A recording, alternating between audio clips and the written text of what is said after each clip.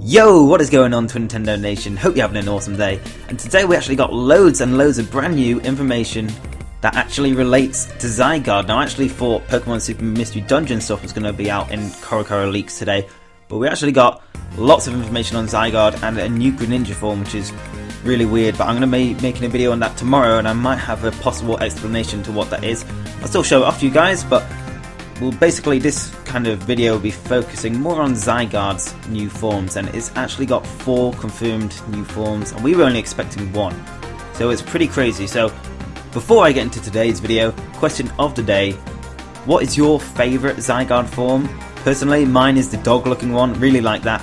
I mean, who doesn't like dogs, you know? But anyway, we'll get into the video, and there's actually 4 confirmed new Zygarde forms, as I said. So we'll start off with the blob looking one. Well, we called it the blob, we actually now know it's called the Zygarde core, and basically if it merges with multiple Zygarde cells, which I'll show you after this one, it becomes the brain of further Zygarde complete forms. Now there are actually 3 complete forms, but basically the Zygarde core and the Zygarde cells basically make up these forms. So Zygarde cell, which looks like a flattened out version of that blob, if it merges with the core, as I said, it forms the brain, and that'll basically be obviously powering the bigger forms, the complete forms, and there's 3. So one of them is a dog, and this is actually called Zygarde's 10% form.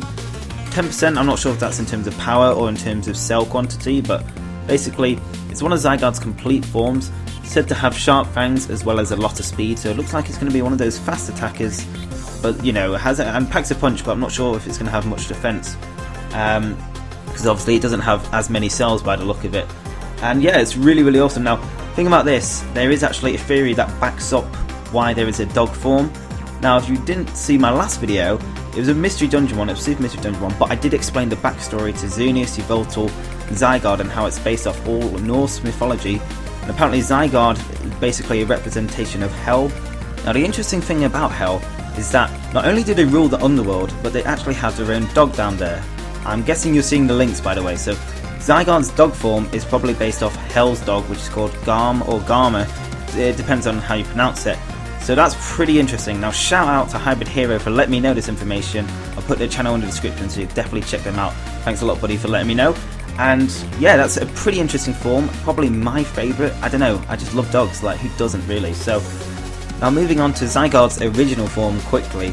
This has actually been renamed. It's now Zygarde's 50% form. So this is Zygarde at like 50% mass, pretty much.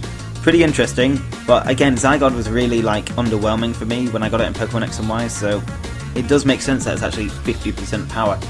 But now we're going to move on to Zygarde's final form, and this is probably the one you've been wanting to hear about the most. So this is called Zygarde's perfect form. Now this is probably its 100% form, basically, because obviously, you know, the others were 50 and 10%.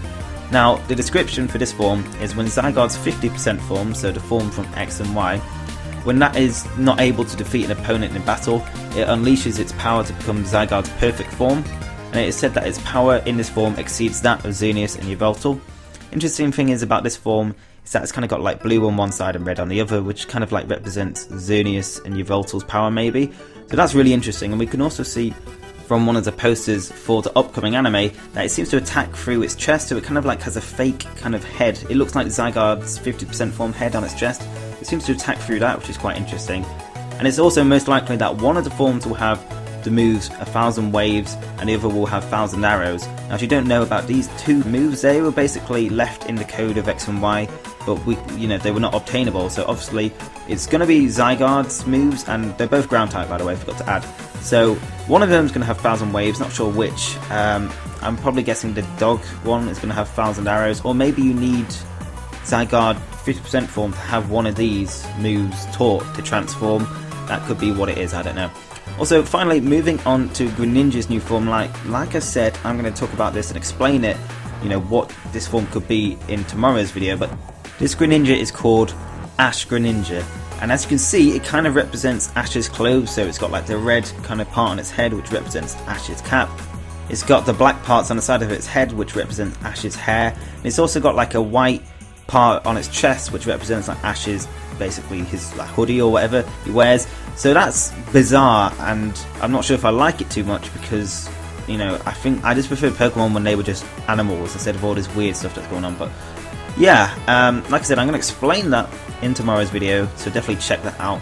And yeah, I hope you enjoyed this video, guys. So if you haven't already, make sure you like this video if you did enjoy the video. And if you haven't subscribed already and you don't want to miss tomorrow's Greninja video, definitely do that now. You can click on screen or down below.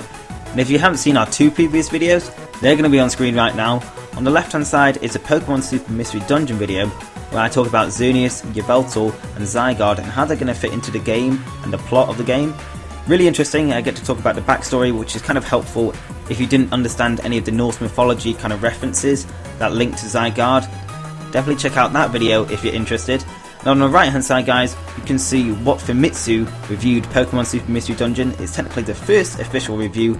It's actually a pretty interesting score, especially when you compare it to other Mystery Dungeon games that they've reviewed. So guys, that is it for today's video. I hope you enjoyed it. Have an awesome day as usual, and I will see you on tomorrow's video. Peace!